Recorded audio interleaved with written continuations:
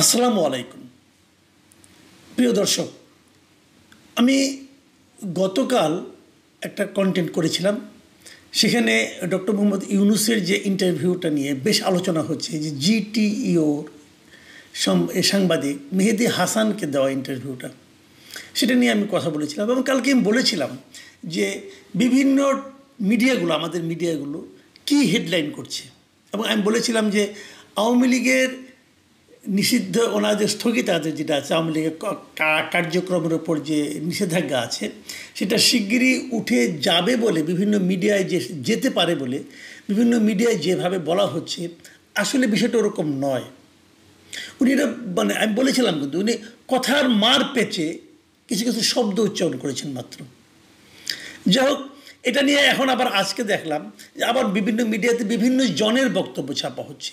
সেখানে দেখলাম আইন উপদেষ্টা বলেছে যে অদূর ভবিষ্যতেও আওয়ামী লীগের নিষেধাজ্ঞা উঠে যাওয়ার কোনো সম্ভাবনা নেই।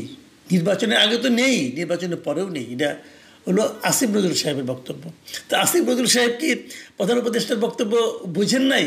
উনি বুঝেছেন ঠিকই, উনি বুঝেই কথাটা বলেছেন। আমিও কালকে এই কথাই বলেছিলাম যে আসলে নাই সম্ভাবনা কোনো। কিন্তু আমাদের মিডিয়াগুলো কেন এটাকে বারবার শিরোনাম করলো, কেন এটাকে বারবার ফলাও করে প্রচার করার চেষ্টা করলো, এটা আমার বুদ্ধিতে কুলায় না। এটা নিয়ে আমি কথা বলেছিলাম। কিন্তু প্রশ্ন হলো, আসলে ডক্টর ইউনূস কী বলেছেন এটা নিয়ে আমরা তো আমার মতো করে পড়েছি, আমার মতো করে বিভিন্ন ওনার বক্তব্য শুনেছি। দেখলাম আমার কন্টেন্টে কেউ কেউ আবার এরকম কমেন্টও করেছেন, অনেক জ্ঞানী লোক, যে আমি নাকি ইংরেজি কিছুই বুঝি না, এরকম কমেন্ট অনেক করেছেন। যাই হোক, সেটা হতে পারে, আমি হয়তো বেশি বুঝি না। কিন্তু অর্থটুকু আমি আবার আজকে দেখলাম যে প্রথম আলো ওনার ইন্টারভিউটা হুবহু ছাপিয়ে দিয়েছে অনুবাদ করে। তার সঙ্গে আবার মিলিয়ে নিলাম, মিলিয়ে নিয়ে দেখলাম যে না, আমি যেটা বলেছি সেটাই প্রথম আলো লিখেছে। তার মানে প্রথম আলো ইংরেজি বোঝে না, এটা হতে পারে, আমি জানি না। যাই হোক, তো প্রথম আলোর সঙ্গে আমার বক্তব্যটা মিলে গেছে।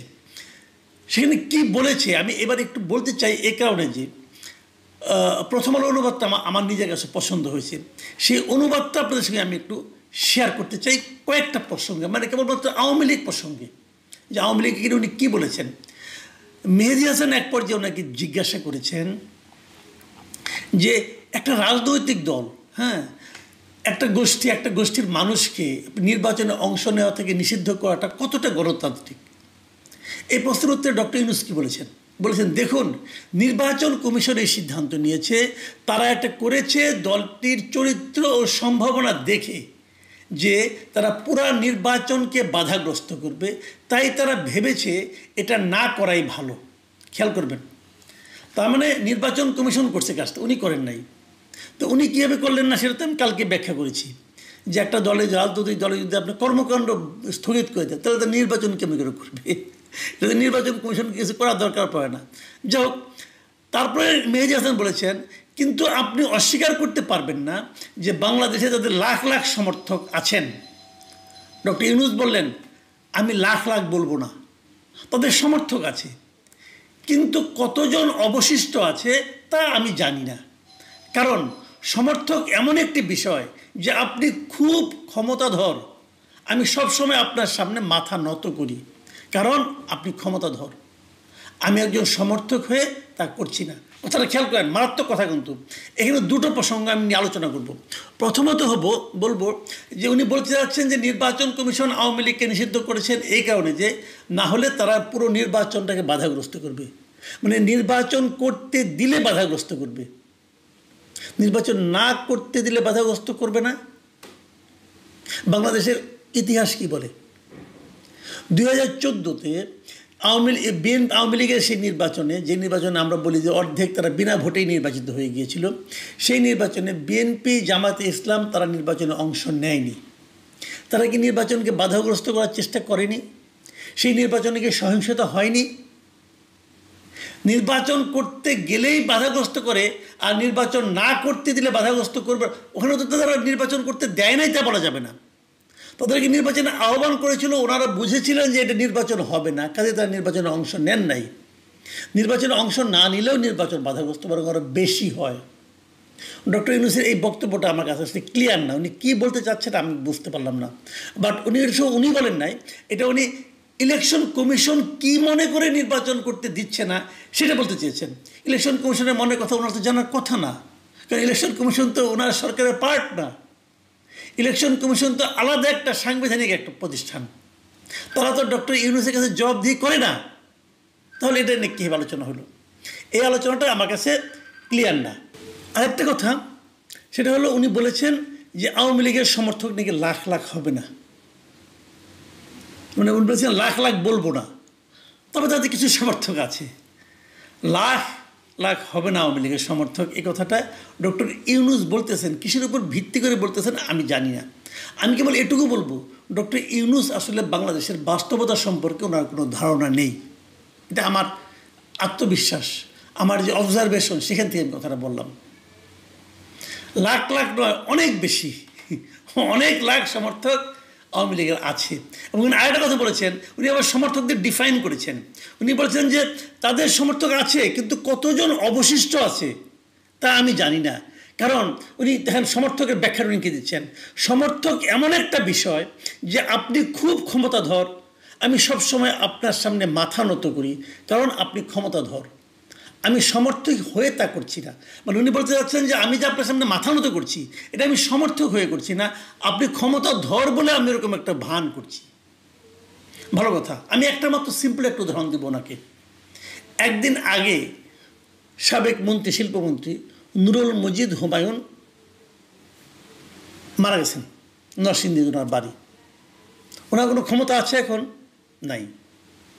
ওনার জানাজায় কত হাজার লোক হয়েছে দেখেছেন? যে কোনো একটা পত্রিকা খুলে দেখে নেন, সোশ্যাল মিডিয়াতে দেখা যাচ্ছে। দেখেন তো ওনার জানাজায় এত লোক হলো কেন? নুরুল মজিদ হুমায়ুন কি এখনও ক্ষমতাধর? তারা কি তার সামনে মাথা নত করেছে ক্ষমতার ভয়ে? বরঞ্চ ওনার এখানে যাওয়াটা অসঙ্গত ছিল ক্ষমতার কারণে। যদি ক্ষমতাই যদি মূল ব্যাপার হয় তাহলে তো ওনার এখানে যাওয়ার কথা না। যেমন ওই এলাকায় যিনি বিএনপির ক্যান্ডিডেট, সবসময় ওনার প্রতিদ্বন্দ্বী সাখাওয়াত হোসেন বকুল, যিনি আবার নুরুল মজিদ হুমায়ুনের কাজিন একদিক দিয়ে, আরেক দিক দিয়ে ওনার আপন ভাইরাও বটে, এই ভদ্রলোক বিএনপি করেন, উনি কিন্তু এই জানাজায় যান নাই। উনি ওই জানাজায় যান নাই। ওনার না যাওয়া সত্ত্বেও কত হাজার লোক গিয়েছে জানাজায়। একটু খেয়াল করে দেখেন, তারা কি ক্ষমতার জন্য গিয়েছে? ক্ষমতার ভয়ে গিয়েছে? না। এই জায়গাটাতে ডক্টর ইউনূস ভুল করছেন। উনি বাঙালিদের চরিত্রই বুঝতে পারেন নাই। বাঙালিরা ভয়ে কারো সমর্থন করে না, ভয়ে চুপ করে থাকে। যেমন হাসিনারা বলে, যখন হাসিনা ক্ষমতায় ছিলেন, হাসিনার ভয়ে বাঙালিরা চুপ করেছিল, তার দলের লোকরাও চুপ করেছিল। ভয়ে চুপ করে থাকে, ক্ষমতার কাছে ভয় পায়। ভালোবাসে মানুষটাকে, আর ভালোবাসে অসহায়কে, ভালোবাসে নির্যাতিতকে।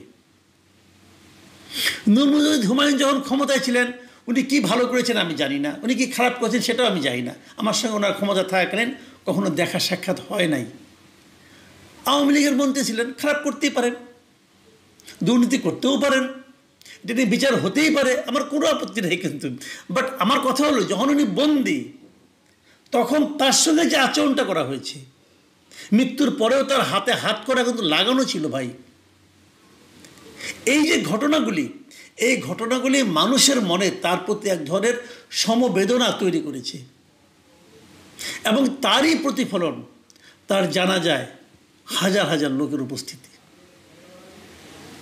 বুঝতে হবে ভাই, নুরুল মজিদ হুমায়ুন যদি, আমি একটা হাইপোথেটিক্যাল কথা বলি, উনি যদি ক্ষমতায় থাকাকালীন মন্ত্রী হিসেবে মৃত্যুবরণ করতেন, তাহলে যদি এত লোক হতো, তখন আপনি বলতে পারতেন এই লোকগুলো ভয়ে গিয়েছে। কিন্তু এখন তো উনি কেউ না, নোবডি। এখন উনি এমন একজন লোক যার নাকি ঢাকা মেডিকেল কলেজের সাধারণ বেডে মৃত্যু হয়েছে, মৃত্যুর সময় তার হাতে হাত করা ছিল, তো আমরা একজন মন্দ লোক আপনারা বলতে চাচ্ছেন।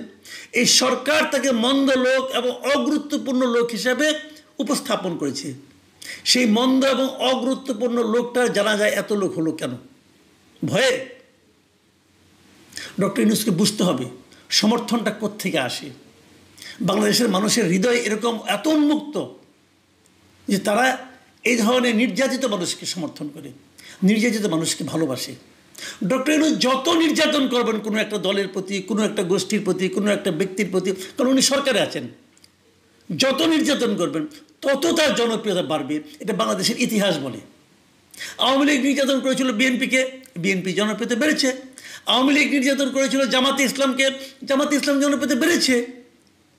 এই সরকার নির্যাতন করছে আওয়ামী লীগকে, আওয়ামী লীগেরও জনপ্রিয়তা বাড়ছে। কি বলবেন? এইটাই হলো বাংলাদেশের মানুষের চরিত্র। এটা ডক্টর ইউনূসও বোঝেন নাই, ওই ডক্টর আসিফ নজরুলও বোঝেন নাই। বুঝতে একটু সময় লাগবে।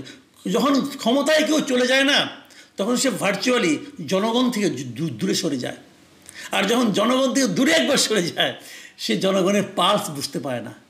এটাই স্যার, আপনি দেখবেন, আপনি যত বড় ডাক্তার হন, জনগণের পালস বুঝতে হলে জনগণের হাতটা এভাবে ধরতে হয়।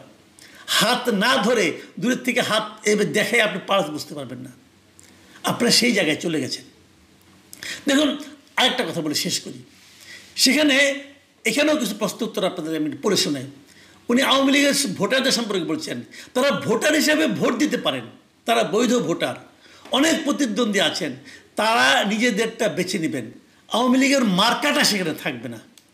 তাহলে মার্কার থাকা না থাকার ব্যাপারটা কে নির্ধারণ করে দিচ্ছেন? ডক্টর ইউনূস, নট নির্বাচন কমিশন। নিষিদ্ধ করার ক্ষেত্রে নির্বাচন কমিশনের উপর দায় চাপাছিলেন, কিন্তু মার্কা যে থাকবে না এটা আবার ডক্টর ইউনূস ডিসিশন দিচ্ছেন। এবং আওয়ামী লীগের ভোটারদেরকে বলতেছেন তোমরা অন্য কোনো মার্কায় দাও। তারা কেন দিবে? তারা যদি বলে আমি নৌকা ছাড়া ভোট দিব না, তারা যদি বলে আমি জীবনে কোনোদিন নৌকা ছাড়া ভোট দেই নাই, তাকে আপনি কী বলবেন? তার তো অধিকার আছে এটা বলার। তারা যখন জানবে যে এখানে নৌকা মার্কা নাই, তারা যদি নির্বাচনে না যায়, আপনি ইতিহাসে শ্রেষ্ঠ নির্বাচন দেবেন কেমনে ভাই? এইগুলি মাথায় রাখতে হবে। অত সহজ না দুনিয়াটা। দেখুন, একটা কথা বলেছে, কিন্তু মেজর হাসান একটা প্রশ্ন করেছে তারপরে, কিন্তু এটা কি ভালো হবে? পরিস্থিতিটা থাকা কি বাংলাদেশের জন্য ভালো হবে? যেখানে মানুষ বলছে নতুন সরকার পুরনো সরকারের উপর দমন পীড়ন চালাচ্ছে, চক্রটা চলতেই থাকলো। এটাই কিন্তু হচ্ছে এখন। নতুনটা এসে পুরনোর উপর দমন পীড়ন চালায়, তাহলে এই চক্রটা কি চলতে থাকবে? ডক্টর ইউনূস কি বলেছেন? অন্যথায় আমরা নির্বাচন করতে পারবো না। এটা যদি মোটের উপর একটা দল হয়, একটি রাজনৈতিক দল, তারা একটি রাজনৈতিক দলের মতো আচরণ করছে না। তারা যে মানুষ হত্যা করেছে সেই জন্য অনুশোচনা প্রকাশ করেনি। এই সময়ে তারা যা যা করেছে তার কোনো কিছুরই দায় নেয়নি, একটি বিষয়েও না। সব সময় অভিযোগ করেছে যে এর জন্য অন্য কেউ দায়ী। তার এই কথাগুলি কিন্তু একভাবে সত্য। দায় নিচ্ছে না, অন্য কেউ দায়ী বলছে, কিন্তু এটা কে বলছে? এটা বলছে আওয়ামী লীগের যে নেতৃত্ব ছিল শেষ পর্যন্ত ক্ষমতায়, তারা। একটা দলের নেতৃত্ব আর দল দুটো দু জিনিস। এই ডিফারেন্সটা ওনারা করতে পারছেন না। যখন শেখ হাসিনা ক্ষমতায় ছিল, আমি আওয়ামী লীগের অনেক লোককে চিনি যারা আওয়ামী লীগকে সমর্থন করে, আওয়ামী লীগের কোনো পদে নাই। সেই লোকগুলো শেখ হাসিনাকে অপছন্দ করত, নেতৃত্বকে অপছন্দ করত, কিন্তু দলকে অপছন্দ করতো না। কাজেই নেতৃত্বের যে দায়, নেতৃত্বের যে অপরাধ, তার শাস্তি যদি আপনি দলের উপর দেন, তাহলে আপনি অনেক মানুষের উপর অবিচার করার চেষ্টা করছেন। এই জিনিসটা মাথায় রাখতে হবে। ডক্টর ইউনূস দল কী জিনিস, রাজনৈতিক দল কী জিনিস, সেটাকে ডেফিনেশনটা আপনাকে ক্লিয়ার করতে হবে। বিষয়গুলি এত সহজ না ভাই। সরকারের কী ডেফিনেশন, সরকারের কী কাজ, সেটাও তাকে বুঝতে হবে। উনি তো সরকার আছেন। তো এই বিষয়গুলো কিন্তু সামনে যত দিন যেতে থাকবে তত ক্লিয়ার হতে থাকবে, তত মানুষের মনকে এই বিষয়গুলো কিন্তু প্রভাবিত করতে থাকবে। এবং সেই সময়ে আপনার কি অবস্থান হবে, আপনার অবস্থান কতটা নিরপেক্ষ হবে, কতটা নির্দলীয় হবে, সেটাই কিন্তু নির্ধারণ করবে যে ভবিষ্যতের ইতিহাসে আপনার জায়গা কোথায় হবে আর না হবে। প্রিয় দর্শক,